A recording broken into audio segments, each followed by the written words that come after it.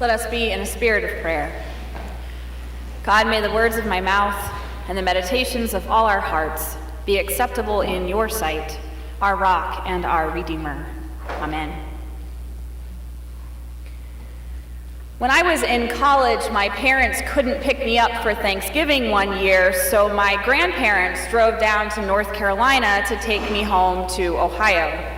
Now, this drive is all too familiar still and fairly simple. You spend most of the 8-hour drive on 77 North. My grandpa and grandma switched driving once we hit West Virginia, and grandpa went into the back seat to sleep. My grandma was driving, God rest her soul, and I was sitting shotgun, merrily watching the rainy West Virginia scenery as she sped by. We began to have a heart-to-heart conversation. To this day, I have no idea what we were talking about, but I recall that we were both focused and absorbed on our conversation, not so much on the road. At one point, I remarked, "Grandma, this looks different than I remember. I could swear we're supposed to be on the other side of that mountain." She assured me that the rain was just making me see the scenery differently. My grandpa woke up, looked out the window, and said, "Wow, I don't remember that little airport over there," to which Grandma responded, "Leon, go back to sleep. Lauren and I are talking." More time passed as we drove along, and then we saw the fateful sign. Grandma and I looked at the sign, at each other, and then back at that smug, stupid sign, "Welcome to Tennessee." My grandma looked into the rearview mirror and innocently asked, "Leon, why are we in Tennessee?" My grandpa sat bolt upright, yelled a couple of expletives, "Tennessee, where have you taken us, Mary?" And then, "Pull over, I'm driving." We switched drivers again. Grandpa made me stay shotgun, a position I very badly wanted to relinquish at this point, and we sped back the way we came. The 8-hour drive ended up being an 11-hour drive, thanks to our unexpected adventure into Tennessee. But thankfully, given our family's sense of humor, we were laughing about our excursion by the time we got back on the correct highway to take us home to Ohio. Today we hear the prophet Isaiah talk about a highway for God. Isaiah proclaims, "In the wilderness, prepare the way of the Lord. Make straight in the desert a highway for our God. Every valley shall be lifted up, and every mountain and hill be made low. The uneven ground shall become level, and the rough places a plain." This desert highway's construction is the exact opposite of those misty mountain curves of 77 North through West Virginia that ended up being so problematic for my grandma and me. Isaiah imagines a straight road in the desert, God's highway, going from Babylon to Judah, with no wrong turns on the horizon. You will not end up randomly in Tennessee, the way Isaiah envisions this path to God. These words were written around the time that the Babylonian Empire got conquered by the Persians. King Cyrus eventually told the Jewish people, who had been in exile in Babylon for 50 years, that they could return to Israel. The time of restoration would be at hand. Prepare the way of the Lord. Make straight in the desert a highway for our God. The glory of the Lord shall be revealed, and all the people shall see it together. No more being strangers in a strange land. No more trying to keep kosher in someone else's kitchen. No treacherous mountains or valleys to contend with. Now Jerusalem has no need to fear, and the cities of Judah will once again welcome God. God is going to feed God's flock like a shepherd, gathering the lambs up into God's arms and carrying them against God's heart. gently leading the mother sheep back home to those green pastures.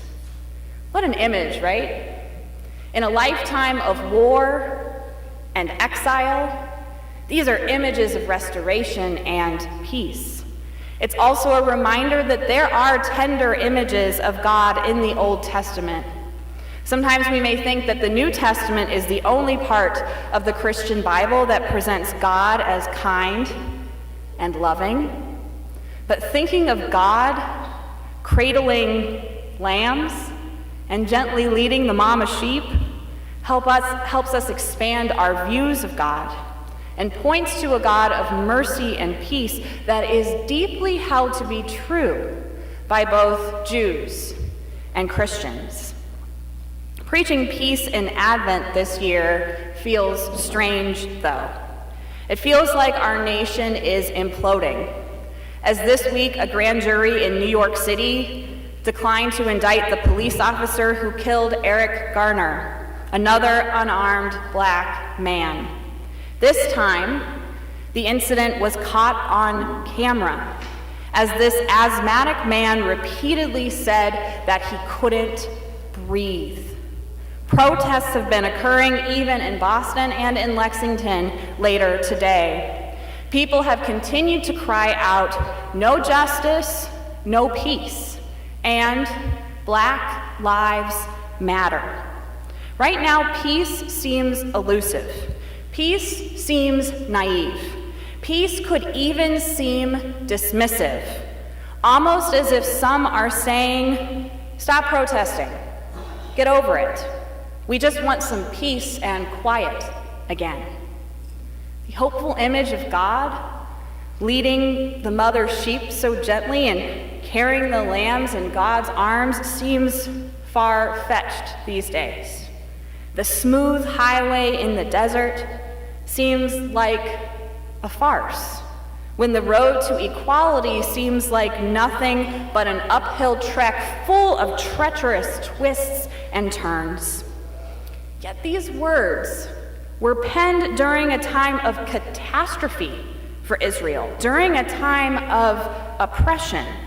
They foreshadow a peaceful journey back home. They read almost like a prayer. Isaiah is a complicated Old Testament book in its authorship. We often speak of 1st, 2nd, and 3rd Isaiah as three prophets whose writings were combined into one book. It's a composite work. 1st Isaiah was all about God's judgment and the people's sins. 2nd Isaiah, who speaks today, was all about comfort, forgiveness, hope, and peace. These are words of comfort for a people hungry for God to tend to them like a shepherd, knowing that God didn't forget them, no matter how bad things got. The thing about God's highway is that even if 2nd Isaiah imagines that it's straight and smooth and going to get the people from oppression back to freedom, we know that it can't be that easy. The people have a task before them. Prepare the way of the Lord. Make straight in the desert a highway for our God. We are charged with making that road for God. We are charged with clearing that path so that we can fully experience the presence of God together. It's about ridding ourselves of the obstacles that keep us from one another, smoothing out the rough places that we cling to because they're comfortable, laying down that highway so that we can help God get us home. We're co-creators with God on this road to new life. And speaking of helping God get to us, this Advent I've been reading Quinn Caldwell's book, All I Really Want, Readings for a Modern Christmas. He's a UCC minister who used to serve at Old South here in Boston. There's a short morning and evening reading every day, and he challenges you to think and pray and gives tasks to do and questions to consider. One of the tasks this week was to pay attention whenever you find yourself sitting around and waiting. Quinn wrote, "Don't stick your earphones in or take your book out as soon as you get to the bus stop. Don't go for Angry Birds as soon as you get to the grocery line. Instead, notice who's making you wait. Why? What are you waiting for? How important is it? Who's waiting with you? Why are you so impatient? Is the next thing you have to do really so important? Why? What are you really waiting for?" This week I met some friends for a movie and I arrived first, so I waited. I put my phone away and I tried to connect with these questions Quinn posed. My impatience got the best of me as I immediately felt in the way in the movie theater lobby, and then annoyed. Then I felt bad about feeling annoyed while trying to engage with Advent devotional questions. So to compensate, I smiled when someone who was also waiting made eye contact with me, which was weird since we don't know each other. And then I got mad because I'm just trying to be nice over here and have a good, meaningful Advent. And what was this exercise supposed to be about again? Waiting. What am I waiting for? Maybe it really is peace. Is peace elusive today? Yes, on so many levels. From our personal lives, to our nation, to our world, peace is difficult to find. Can we truly make straight in the desert a highway for our God? Not without some effort, and possibly not without taking some wrong turns and winding up in Tennessee. Trust me, I know. But just as the people of Israel so long ago were told to clear a path for God, we can make ways for God to come into our lives. This means removing obstacles and impediments, clearing out old animosities and grievances that prevent us from seeing how God is already present in our midst. It means paying attention and asking ourselves, what are we really waiting for? What are we waiting for? Thanks be to God. Amen.